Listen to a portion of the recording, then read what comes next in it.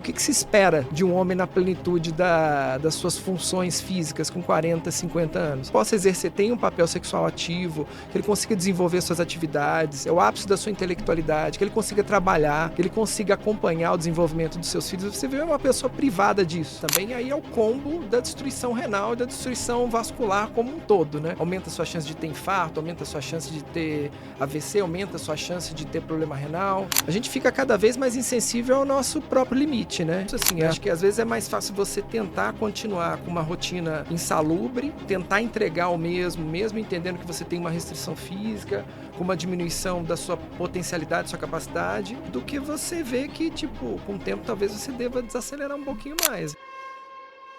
Como você pode estar tão preocupado com a vida do outro ou com o bem-estar coletivo, sendo que isso começa pelo bem-estar individual? Total, né? total. Aquela frase assim, bem boba, né? Para cuidar do próximo, você tem que cuidar de si mesmo.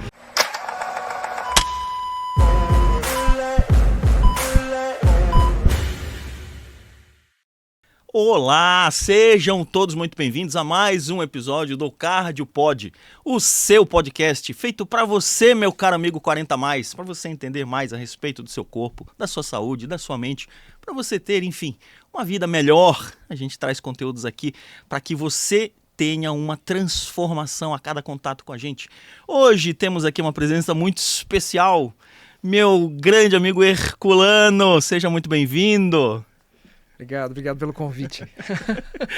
E Herculano está começando aqui no meio digital, ele está meio tímido, mas ele vai se soltando, ele vai dar muitas informações importantes para você, meu caro amigo que está nos vendo hoje. Apesar de, afinal de contas, nós somos dois quarentões aqui que estamos querendo dividir experiências com você, dividir insights com vocês.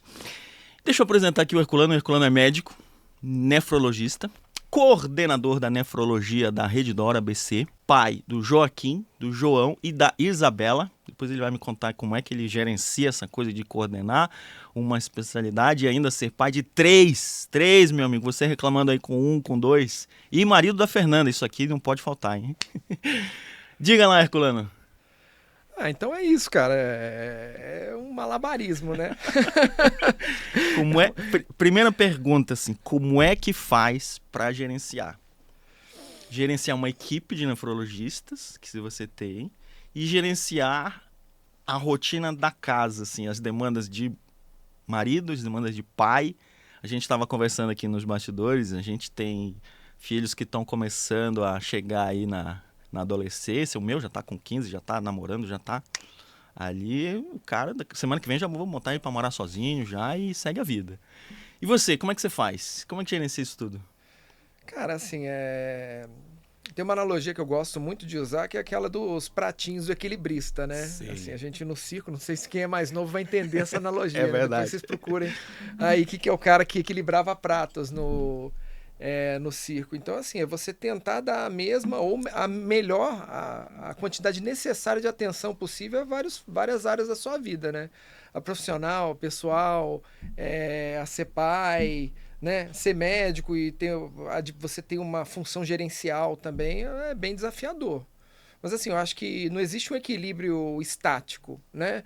Você, às vezes, se dedica um pouco mais a uma área que você acha que está precisando um pouco mais. Aí você vê que o outro pratinho tá para cair, você vai lá e dá uma sacudida para manter ele em equilíbrio. E você vai tentando levar, assim. Mas sem dúvida, é desafiador, né? Sim. E a gente tem também as nossas próprias dúvidas, né? Que a gente estava conversando antes, assim, a gente escolhe um caminho. Eu vou mudar de escola, ou é o momento de pegar mais firme, ou é o momento de deixar um pouco mais frouxo, ou as coisas se acertam no futuro, ou a massa do bolo que depois não muda, então eu tenho que exigir mais agora. Aí você fica perguntando para os pais de outros filhos da idade, o que você está fazendo? Você tenta achar a fórmula correta, assim, é bem empírico, mas é legal, assim, a Fernanda, assim, é indispensável, né, esse papel, assim, a gente tem os nossos papéis, assim, são mais, assim, são bem claros, né?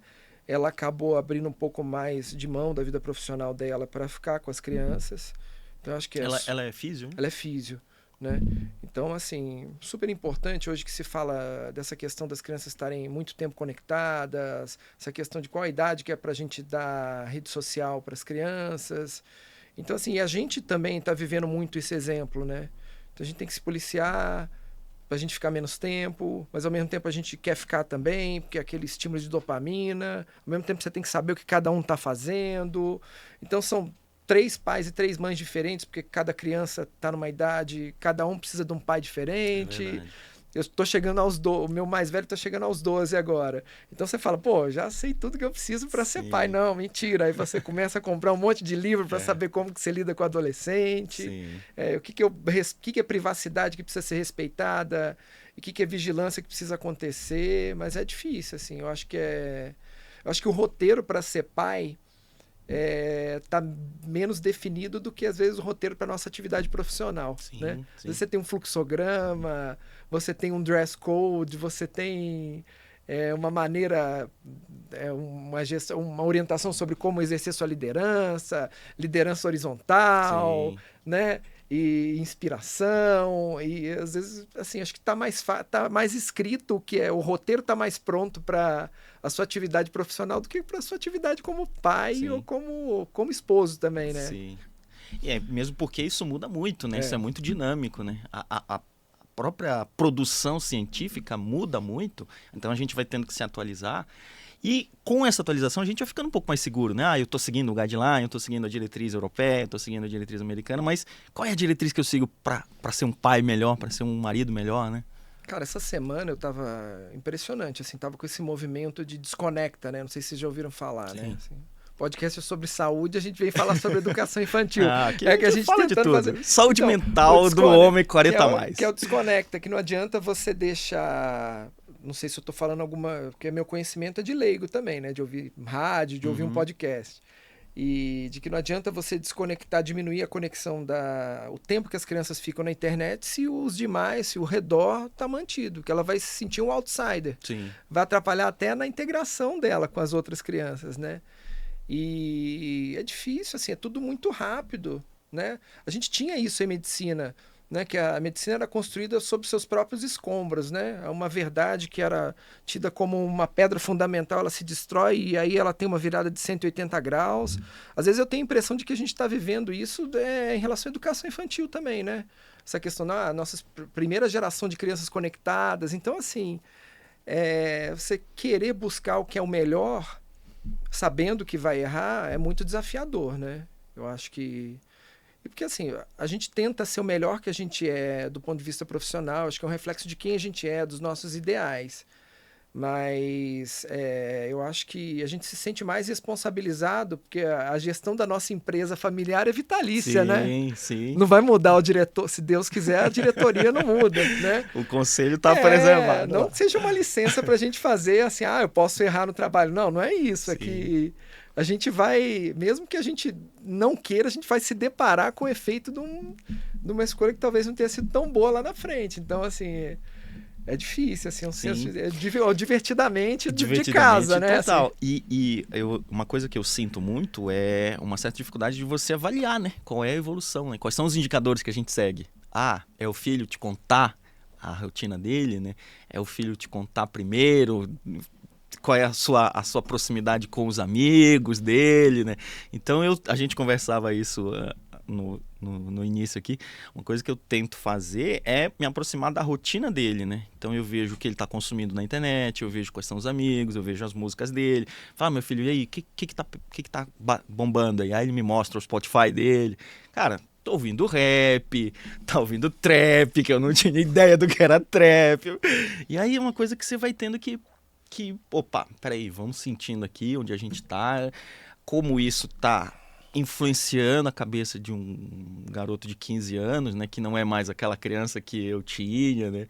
E isso tudo vai mudando, a gente vai tendo que se adaptar, não tem jeito, né? Cara, e tem uma coisa engraçada, assim, a gente aprende meio a ser pai com o modelo do nosso próprio pai, né? Total. Assim, então eu tinha alguns paradigmas na minha cabeça de um pouco mais de rigor, assim, flexibilidade, né?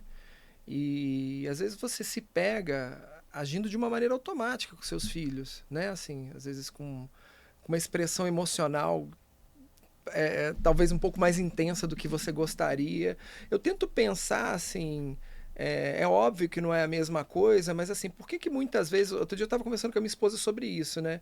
Se alguém erra ou tem um evento adverso no trabalho, qual que é o fluxo que você segue? Você não sobrecarrega ninguém emocionalmente. Você Sim. entende que se ninguém é um mau caráter, ele foi vítima de um processo que estava mal desenhado e que acabou gerando um erro. Sim. E assim, você A ideia, pensa a ali, ideia é justamente essa, você é não pensa- achar o culpado, é, é achar você- a solução do processo. exatamente, você achar a solução do processo. Quantas vezes você se pega, às vezes, tentando corrigir um processo em casa e você se vê assim, pô, mas o que eu estou fazendo de realmente, o que eu estou analisando do processo em si, o que eu estou simplesmente exprimindo a minha insatisfação, Sim. né? O meu medo de que as Sim. coisas não deem certo. Então, às vezes, você trazer esse processo um pouco mais consciente, poxa, né?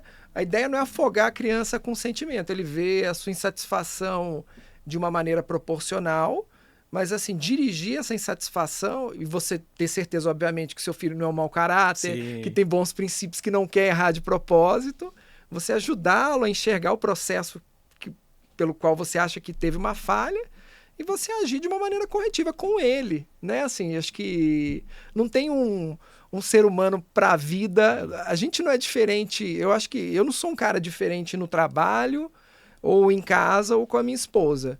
É que às vezes os nossos filtros, né? A gente Sim. tem uma tolerabilidade, uma abertura diferente. Sim. Mas a ideia Às é que vezes assim, até o contexto momentâneo ali, você tá mais ou menos cansado.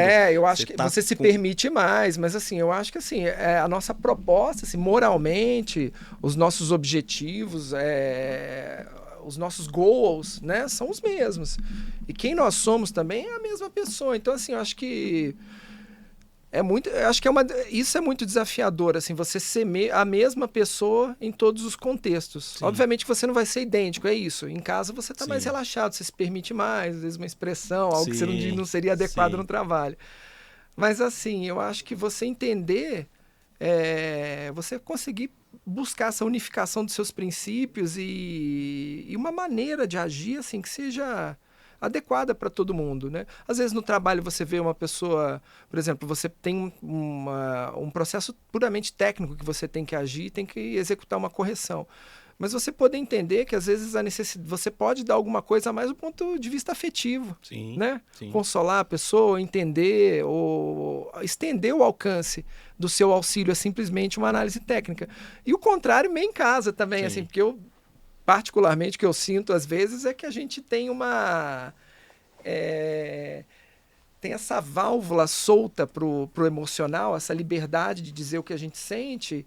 E particularmente o meu problema, assim, às vezes que eu tenho buscado correção, assim, às vezes você foca menos no problema e mais em fazer com que eles saibam como você se sinta, do que você, né, Sim. ser mais Dá a resolutivo. solução ali. Mas né? assim, eu acho muito gostoso, cara. É desafiador. Eu acho que o desafio da minha vida agora é a gente buscar ser um só, Sim, né? sim, sim. Tipo, é muito louco, né? É. E essa coisa de buscar ser um só, ela passa muito pelo autocuidado, né? Sim. Que a gente precisa entender como é que esse corpo nosso funciona agora a partir dos 40, que funciona já bem diferente do que era um pequeno tempo atrás, até quando a gente tinha 30, já quando tinha 35, você dava mais plantão, você fazia mais correria, você ia para festas, você consumia mais álcool, quem eventualmente consome, como eu consumo. Não sou tão absurdamente hipócrita de dizer, o álcool é ruim. O álcool é ruim. O álcool não tem uma caloria que seja uma caloria que, ora, como ela vai te fornecer energia para você ter mais performance cerebral, para você ficar mais focado, mais relaxado. Ela tem uma função social. Entendemos isso. A questão é até onde ele vai impactar no seu metabolismo e como o seu metabolismo vai responder àquele impacto negativo que ele teve, né? Que respondia muito melhor antes. Então, uma ressaca que você teria antes era muito mais fácil resolvida do que agora, né? E aí tudo isso vai sendo incorporado nessa bola de neve que vem se somando aí ao longo dos anos, né?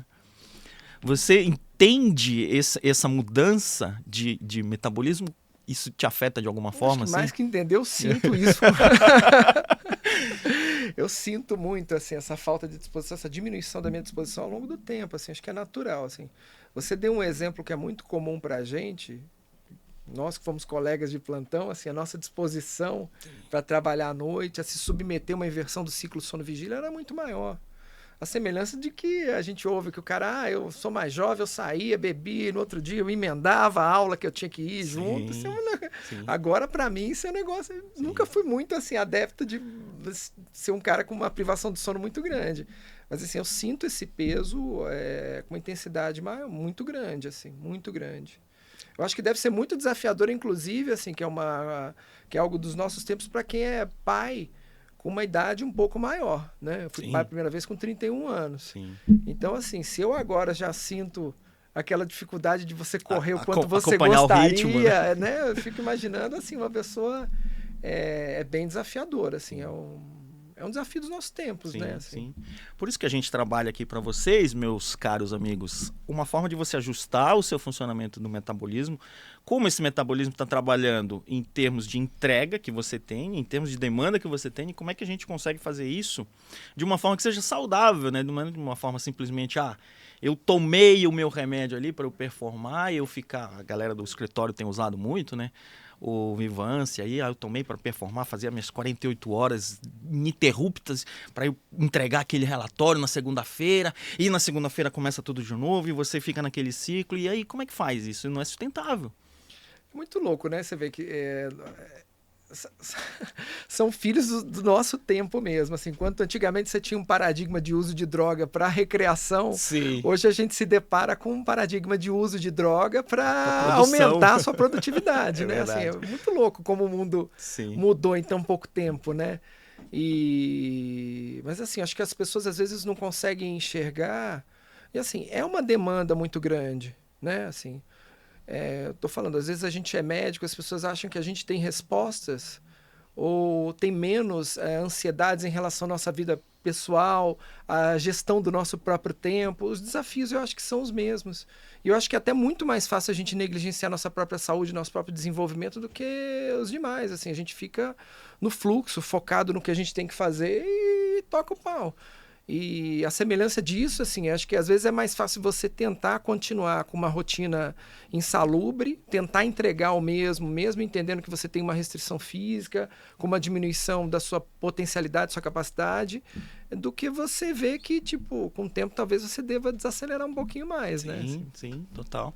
Essa coisa do... aonde eu aperto, né? Aonde eu acelero, onde eu freio, é uma coisa complicada, né? Doutor Herculano, você, enquanto médico nefrologista, me fala uma coisa aqui. Vamos abordar um pouco mais aqui o nosso tema de hoje. Não vamos fugir tanto do tema. Como é que funciona essa questão da nefropatia no cara de 40 anos? O que você tem a sua vivência assim, de consultório, sua vivência de hospitais? Você tem essa identificação para o homem, especificamente o paciente, homem de 40 anos que tem uma nefropatia, seja ela dialítica ou não. Como isso impacta na vida dele, na rotina dele, na cabeça dele? Então, assim, quando você pensa em doença renal de uma maneira geral, é um problema de saúde pública, tá? A primeira coisa que eu penso quando eu penso em doença renal são as doenças que são mais comuns na população geral. Quais são? Diabetes, hipertensão, né? Infecções de urina de repetição, algumas doenças genéticas, pedras, cálculos de repetição também. Então, assim, se você for pensar a nível de pensando em saúde pública, a grande massa de afetados por doença renal vai ser o paciente que tem um problema renal secundário à hipertensão e diabetes. Que além de serem as irmãs do mal, né? Que quando você tem você tem 8 vezes, às vezes mais, de você ter o outro concomitantemente, são doenças que estão associadas a um modo de vida pós-industrial, ruim, né? Total. Obesidade, sedentarismo, alimentação, a origem do nosso alimento ser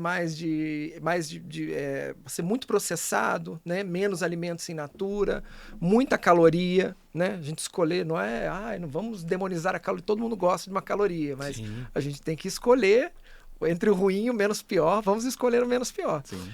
Então, assim, eu acho que o que é legal, talvez, as pessoas pensarem, o que você pode falar de doença renal, assim. Eu acho que pensar principalmente na doença renal que ela se desenvolve nesses pacientes que têm essas doenças que são doenças crônicas, né? São um flagelo da nossa população, são muito prevalentes. Se você tem pressão alta, você tem muito mais chance de você ter diabetes também. E aí é o combo da destruição renal e da destruição vascular como um todo, né? Aumenta a sua chance de ter infarto, aumenta a sua chance de ter AVC, aumenta a sua chance de ter problema renal. Nos casos mais graves, às vezes você precisa até fazer hemodiálise. E o impacto, assim, quando o paciente... Antigamente, a doença renal, ela não chegava tanto a se desenvolver. O paciente tinha um primeiro derrame ou infartava, morria. Sim. Não dava tempo de ter uma doença renal. Até o próprio diagnóstico, né? Ele não era feito assim, eu estou com uma disfunção renal inicial, incipiente. Já tô lá na frente já. Filho. Então, hoje, esse paciente está sendo submetido a iniciativas né, que é do sistema de saúde, a medicina está avançada, então assim, esse cara consegue sobreviver a um primeiro insulto que seria catastrófico antigamente e ter tempo de aparecerem outros efeitos do mal dessa doença que é tempo dependente. Então assim, uma pessoa que tem diabetes, tem pressão alta, ela precisa de um tempo para desenvolver a lesão dos vasos, né? E a gente fala, nossa, doutor, mas a doença renal, ela fica, né? As pessoas não têm muito conhecimento. Mas assim, a natureza da doença renal é como se fosse a mesma natureza do paciente ter um entupimento coronariano, de ter um AVC, um entupimento de um vaso intracraniano, né? Uma lesão de origem vascular. E o que a gente está vendo também, assim, às vezes pacientes, você vê a questão da obesidade infantil, pacientes com diagnóstico de hipertensão precoce, diabetes um pouco antes também, às vezes pacientes também mais jovens com a doença renal em fase terminal. Então, eu acho que o impacto é maior, assim, de qualquer maneira, a doença renal é uma coisa que ninguém gostaria de ter, mas você imagina você com 40, 45, 50 anos, o que se espera de um homem na plenitude das suas funções físicas com 40, 50 anos? Que ele possa exercer, tenha um papel sexual ativo, que ele consiga desenvolver suas atividades, é o ápice da sua intelectualidade, que ele consiga trabalhar, que ele consiga acompanhar o desenvolvimento dos seus filhos. Você vê uma pessoa privada disso, fazendo hemodiálise, assim, no pior dos casos, né? Então, assim, além do tempo que vai requerer para ela estar ali, assim, o impacto sobre todas essas funções, o desenvolvimento de funções cognitivas, né, funções físicas. Então, assim, eu acho que é ainda pior, porque talvez com o idoso, não que seja ruim em qualquer dos casos, mas talvez o idoso ele já se veja privado ou se espere que ele tenha uma aptidão física menor. Sim. Mas assim, de um paciente jovem, não. Sim. Né? Ele sente até um impacto psicológico disso, né? Sim. Imagina você, assim, se ver privado de exercer as funções que você exerce de maneira cotidiana. E ver pessoas da mesma idade exercendo funções, assim, com muita independência, dirigindo. Às vezes não é incomum um paciente diabético ter uma dificuldade, um acometimento de retina, uma dificuldade de visão. Às vezes o impede de dirigir. Sim. Então, assim, é uma dependência muito grande, assim, né? Uma dependência física, uma dependência psíquica, né? É um estado de você se ver numa situação de fragilidade maior. Então, acho que é bem desafiador, assim. Mas eu acho que passa por isso, assim, tudo que você, né? Acho que é essa ideia da gente chegar antes, da gente envelhecer com cuidado, com carinho para o nosso próprio corpo e de ter um autocuidado para que a gente viva e chega até o final da nossa existência bem, né? Sim. Essa idade, sim, né? Plenitude do nosso desenvolvimento, nossas funções. Eu tô com 45, então eu costumo falar que a segunda metade tem que ser melhor que a primeira metade, se você contar pelo menos uns 90 aí na sua conta. Então, qual é a atitude que você está tomando para fazer isso? Para fazer essa segunda metade, esse segundo tempo aí do futebol render melhor do que rendeu até agora, né? A gente tem uma vamos dizer assim, um comportamento universal de estragar a saúde até os 40 e depois correr atrás, né? Então tem gente que nem consegue mudar essa chave de eu não vou, eu simplesmente mudo as formas de estragar, né? Agora eu não estrago mais com a balada, não estrago mais com a coisa da curtição, mas eu estrago com o taxado valor do trabalho, do dinheiro. Meu Deus, eu preciso performar, eu preciso entregar, eu já tenho 40 anos, não estou milionário, não consegui o primeiro milhão, então tudo isso vai impactando aí na saúde desse cara, né? Mesmo se você consegue, você acaba tendo que gastar ele para tentar trazer a sua vida um pouquinho próximo do quanto que você tinha antes de você ter se esforçado tanto, ter chegado tanto, ter passado tanto do seu limite para você conseguir esse valor, né, também, né? Sim. Mas eu acho que a dica maior é essa, assim, quando a gente pensa em doença renal, implicação em pacientes mais jovens, eu acho que Acho que é isso, assim, é o impacto sobre as atividades do cotidiano, que a gente não espera que uma pessoa com 40, 50 ou mais jovem ainda seja tão dependente. Acho que é pensar também nas doenças que são mais prevalentes, que é sempre hipertensão e diabetes, que tem toda a relação com os hábitos de vida da gente, né? Com o que a gente come, se a gente se exercita ou não, se a gente come com sal ou com menos sal, se a gente come com mais caloria, menos caloria, se a gente escolhe essas calorias de uma maneira mais adequada. E assim, o que é pior ainda, assim, é que é tudo muito assintomático, né? A gente acredita muito na nossa sensação, a gente fica cada vez mais insensível ao nosso próprio limite, né? Não é assim, não, eu posso ir um pouco mais, posso trabalhar à noite 3 vezes por semana, com 60 anos, eu posso ir além. Então a gente, é até paradoxal, assim, a gente fica anestesiado para o nosso próprio limite físico muitas vezes, mas ao mesmo tempo a gente também confia muito no que a gente está sentindo como um marcador de existência ou não de doença. Porque assim, eu acho que se eu não estou sentindo nada, minha pressão está boa. Sim. Se eu não estou sentindo nada, não tenho diabetes, minha glicemia está boa. Se eu não estou sentindo nada, eu não tenho problema renal. E assim, muitos hipertensos são assintomáticos. Então, se não tiver, até chegarem a pontos críticos, então assim, olha que falácia, né? Sim. Muitos diabéticos, a maioria também não sente nada, né? Até chegar a desenvolver alguma lesão em órgão-alvo, e a doença renal passa pelo mesmo jeito. Você não infarta do rim, sente uma dor lombar como você sente no peito, ou que você tem um AVC, você tem uma paralisação de metade do seu corpo. Você pode perder até 80% da função renal e não sentir nada. Então assim, você imagina a surpresa desse cara. Às vezes o cara recebe todas as más notícias de uma vez só. Sim. Descobre que é hipertenso, que é diabético, que já tem uma lesão em órgão-alvo e... Isso num domingo à noite, que ele sentiu alguma coisa no desconforto e foi no pronto-socorro e falou... Você vira o mensageiro do rei, né? Você quer ter a sua cabeça cortada, às vezes você passa por descrédito, é natural, ninguém quer receber uma doença dessa. Mas eu acho que a gente confia, você vê, né? A gente confia muito, a gente anestesia nosso sentido, nossa sensação de capacidade para fazer a mais, mas ao mesmo tempo a gente confia muito no que a gente está sentindo para fazer diagnóstico, e não é assim. Sim. E você veja a importância da dor, né? Porque a gente se liga muito nessa informação da dor, e quando ela não vem, você fica meio que perdido num ambiente escuro ali. O que está acontecendo ali ao meu redor? Um palmo de distância eu não consigo enxergar, né? Então isso é muito louco, né? Porque a doença, para você ter uma ideia, a doença cardiovascular e neurovascular, o maior fator de risco para ela hoje, o mais prevalente, o mais perigoso, é a hipertensão. E ela está presente em 80% dos casos. E se a gente lembrar que a doença cardio-neurovascular é a que mais mata no mundo, muito mais do que uma pandemia que veio e que passou, muito mais do que uma epidemia de câncer que a gente vive hoje, até de modo meio que normalizado. Não, câncer, tem o câncer ali que... Câncer de próstata, eu já vi, tem um amigo que tem um câncer de pulmão, tem um amigo que tem um câncer de pele, então o câncer também já ficou meio que uma coisa ali rotineira, né, de você ter uma informação, mas a própria doença cardiovascular, ela caiu num certo marasmo, o cara é hipertenso, o cara ali já teve, quem não conhece alguém que teve um pequeno AVC, que eventualmente nem tenha sequela, né, então tudo isso vai se somando a uma normalização da coisa que não está diretamente ligada a uma dor. E esse cara ele vai negligenciando esse cuidado. Ele vai perdendo, inclusive, performance cognitiva. Ele vai se aproximando de uma neurodegeneração muito precoce, um Alzheimer antes dos 60 anos, cara. Isso é uma coisa terrível. Uma degeneração da sua cognição, da sua memória, formar novas memórias de curta duração, acessar memórias antigas. Tudo isso está relacionado à neuroinflamação, que está relacionado com a questão do autocuidado, né, que você menciona muito bem aí.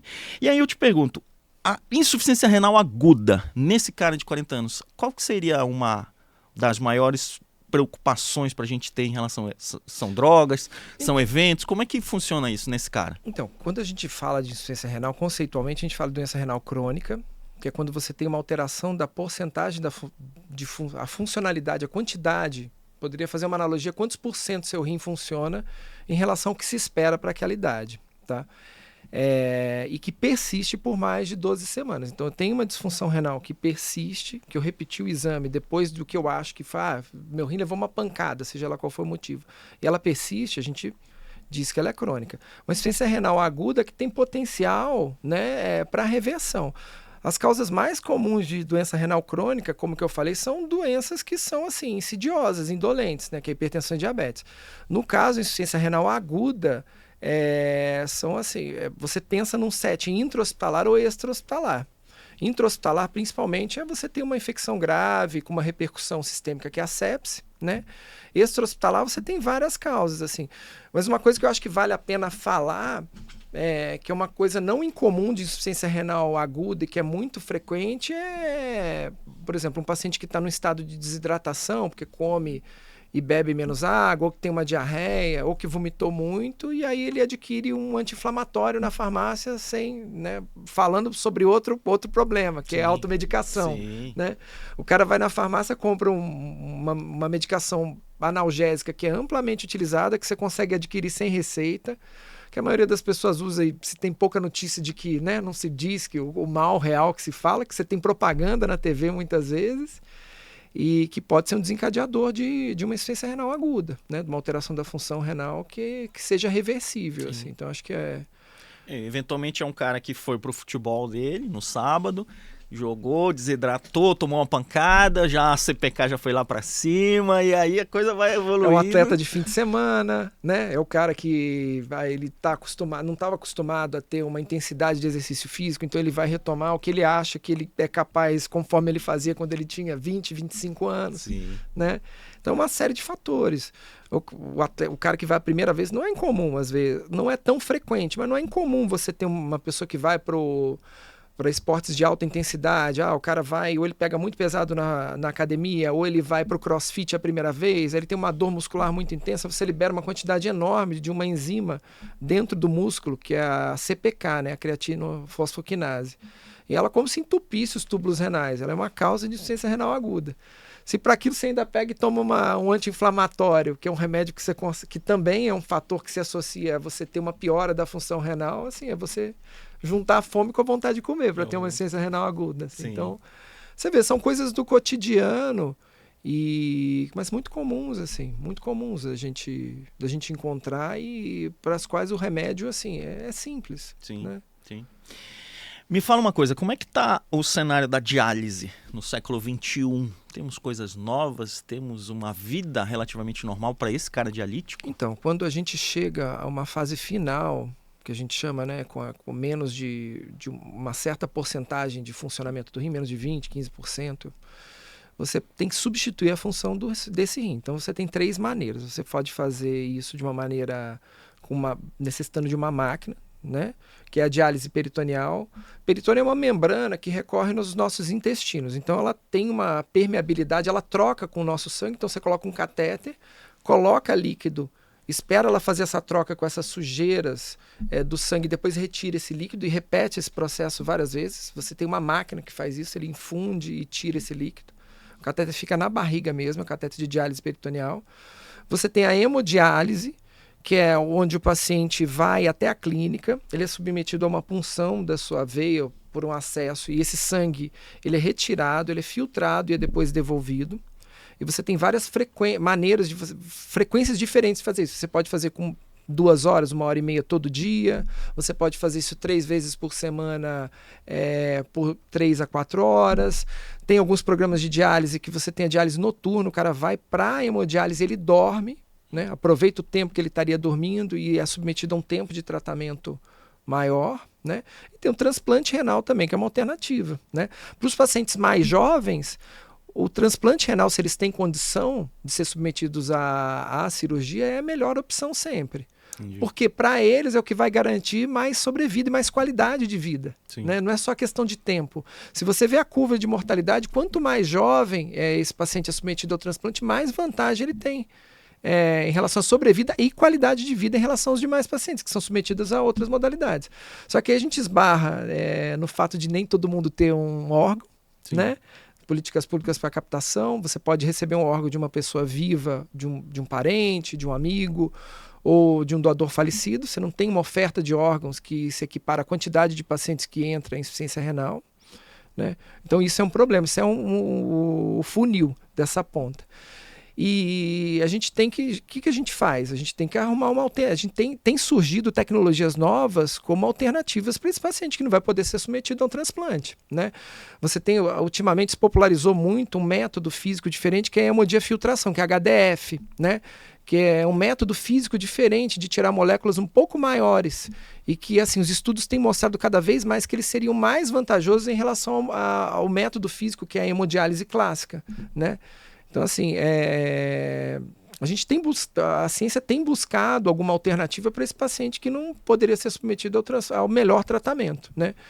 Assim, tem que ter cuidado também quando a gente fala que transplante é o melhor tratamento, porque o melhor tratamento é aquele que você pode receber. Sim. Se o paciente é um cardiopata, tendo um exemplo muito claro, que a chance dele morrer na cirurgia é muito grande, a despeito de um jovem ser submetido a um transplante e sobreviver muito mais, certamente com o melhor tratamento para ele não enfrentar esse risco. E o ele continua em diálise. O acompanhamento, o segmento pós-operatório desse cara transplantado, imagino que não seja uma coisa tão trivial assim. Né? A gente costuma dizer que é trocar um tratamento por outro, porque assim, é uma visita médica mais frequente, é um compromisso com o uso de medicações, com coleta de exames.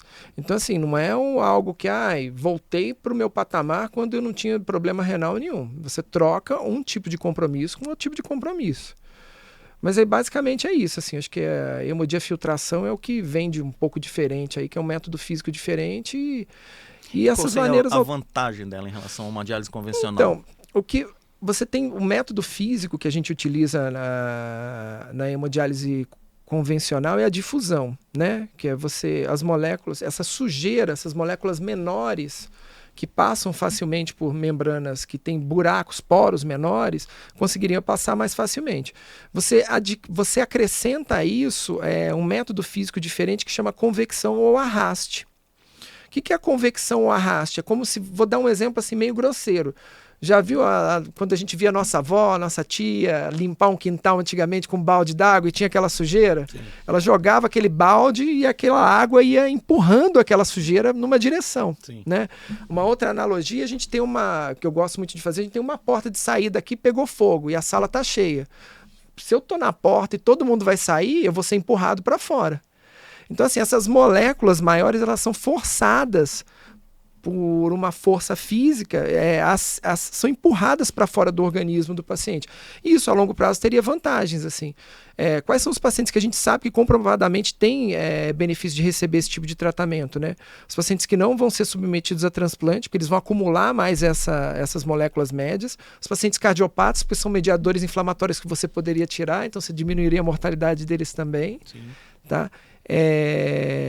E pacientes diabéticos, pacientes cardiopatas e pacientes que não têm uma perspectiva de transplante. Então, esse acúmulo ao longo prazo seria maior. Então, o acúmulo dessas moléculas que trariam alguns efeitos como neuropatia, que é aquela perda de sensibilidade, então são os pacientes que teriam o maior benefício de você ter essa retirada dessas moléculas um pouco maiores por esse método de diálise que é um pouquinho diferente. Entendi. Tá vendo, meu amigo Homem 40 Mais que está nos vendo agora? Deixa o like, se inscreva no perfil se você não é inscrito ainda, porque você recebe essas informações novas para vocês, informações atualizadas, científicas, com qualidade traduzida aqui, que o seu médico, eu garanto que ele não fala para você, e que você consegue entender e consegue se proteger antes de chegar a um período tão complicado como uma hemodiálise, como uma cirurgia cardíaca que você eventualmente vai precisar. A gente vê que tem muita coisa antes para ser feita. Então, compartilhe esse nosso episódio, que a gente está sempre produzindo coisas interessantes aqui para você melhorar de vida. Falando em vida, meu caro Herculano, me conta aí, você tem, assim, de lembrança um fato, um evento de um paciente que tenha marcado você, que tenha ensinado você alguma coisa, assim?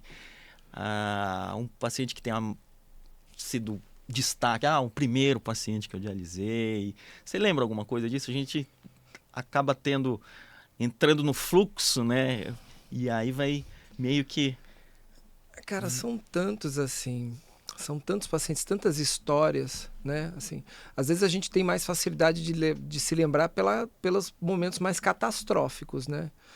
Mas tem um paciente específico, assim, que ele acabou entrando em hemodiálise, assim, que ele tinha, assim, uma função altruísta muito grande, assim, ele participava de uma sociedade em defesa do meio ambiente. Olha. E né, tinha todo um altruísmo, tinha assim um propósito de vida voltado ao coletivo e que ele acabou assim perecendo de uma maneira assim muito triste assim por essa falta de autocuidado. Então você vê, olha que paradoxal, né?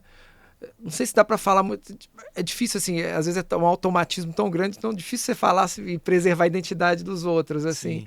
Mas assim, acho que a lição que fica é assim, como você pode estar tão preocupado com a vida do outro ou com o bem-estar coletivo, sendo que isso começa pelo bem-estar individual, Total, né? total. Aquela frase assim bem boba, né? Para cuidar do próximo, você tem que cuidar de si mesmo. Sim.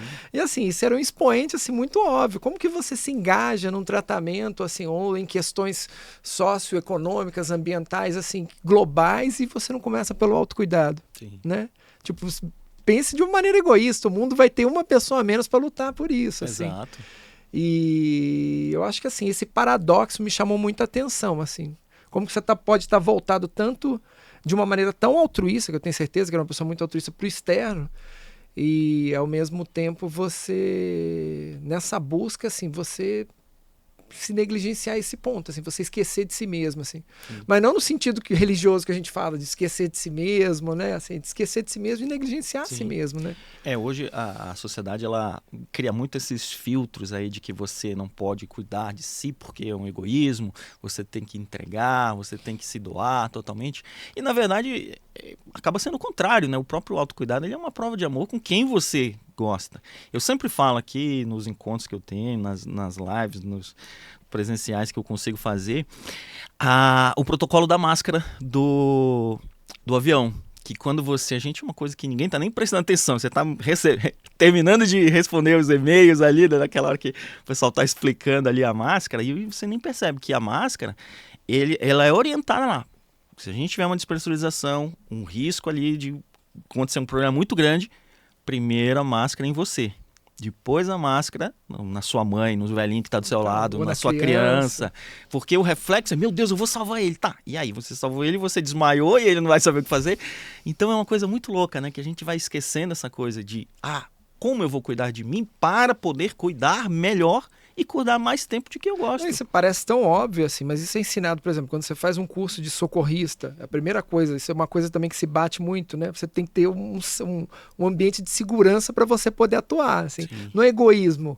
Para você poder agir da sua melhor maneira, você tem que estar seguro. Exato. Né? Um curso de bombeiro, né? Assim, o reflexo de entrar num lugar que está tomado por fumaça. Não, você tem que ter o mínimo de condição de entrar e sair. Para você, né? Você vai se colocar como mais uma vítima ali no cenário que já está caótico, né? É difícil. É bom a gente saber que a gente tem esse reflexo de ser altruísta, né? De cuidar do outro, além de cuidar de si mesmo, assim, acho que é algo muito bom você ver que a gente desenvolveu. Mas a gente precisa entender que cuidar de si mesmo não é um sinal de egoísmo. E assim, eu acho que é um sinal de um altruísmo pensado, de um altruísmo planejado. É você juntar essa vontade de fazer o bem com o planejamento de fazer o bem, que vai te permitir que você faça um bem ainda maior, né? Sim, total. E em falar em fazer o bem, a gente tem um quadro aqui no nosso podcast que a gente chama de time de resposta rápida. O time de resposta rápida, que é uma coisa que nós médicos temos muito contato na rotina do hospital. Talvez você, enquanto leigo, não tenha nunca ouvido falar essa expressão, mas é um time de resposta de enfermeiro, de técnico, de médico que fica ali de prontidão para algum problema que está acontecendo na enfermaria, um paciente que já não está tão grave quanto está na UTI, mas eventualmente não está em condições de alta. E aí tem um problema muito grave, tem uma dor importante, tem eventualmente uma parada cardíaca ali e tem que atuar rápido. Então, a gente tem esse nosso time de resposta rápida aqui para que você responda rápido. Aqui é pai bola. Primeira coisa, o esporte para o homem 40+. Acho que é essencial. Essencial. Questão de saúde, não é em uma palavra também só? Pode ser em poucas palavras. Acho que é essencial. Assim, é mais do que... Esquece esse negócio de tô com vontade ou não tô com vontade de fazer. Assim. Isso é remédio, é tratamento, é terapia. É essencial, acho que é. Show. Uma sugestão de série, um livro, ou música, ou filme. Um só. Cara, eu tô lendo agora os Diálogos de Santa Catarina. Assim, Santa Catarina de Sena. Foi uma santa que viveu lá em Siena e ela promoveu a unificação da igreja de novo, né? Os papas que estavam em locais diferentes, eles voltaram para Roma, assim, acho que é... E que ela era analfabeta, assim, então ela tinha uns momentos de êxtase e a descrição dela, assim, muito bonito, tá me tocando bastante. Maravilha, assim. que bom. Melhor filme que viu na vida? Melhor filme que eu vi na vida... Pergunta fácil. Acho que meus filhos, acho que foi o que eu tava com os meus filhos, acho que foi Toy Story, viu? Sim. Muitos vão me criticar, Sim, mas assim... sim. Não, a gente sempre conversa, você sempre fala bastante eu gosto do Toy bastante. Story. Assim. É muito bom. O que você está ensinando e o que você está aprendendo hoje? Eu estou aprendendo a ter um pouco mais de controle sobre a intensidade das minhas emoções quando eu passo as mensagens que eu preciso passar, tanto no meio profissional quanto no meio pessoal.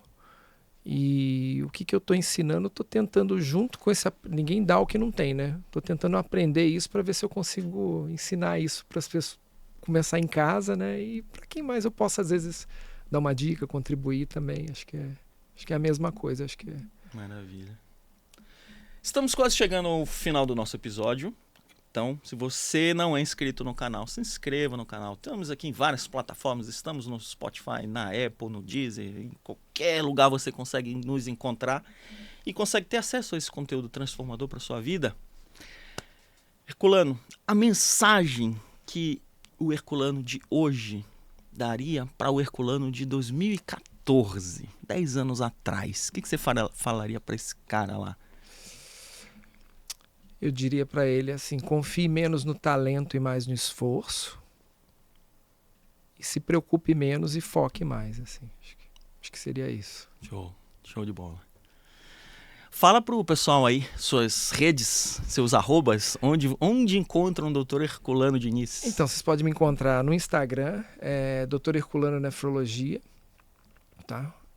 E eu tenho um site também, www.drherculanonefrologia.com.br.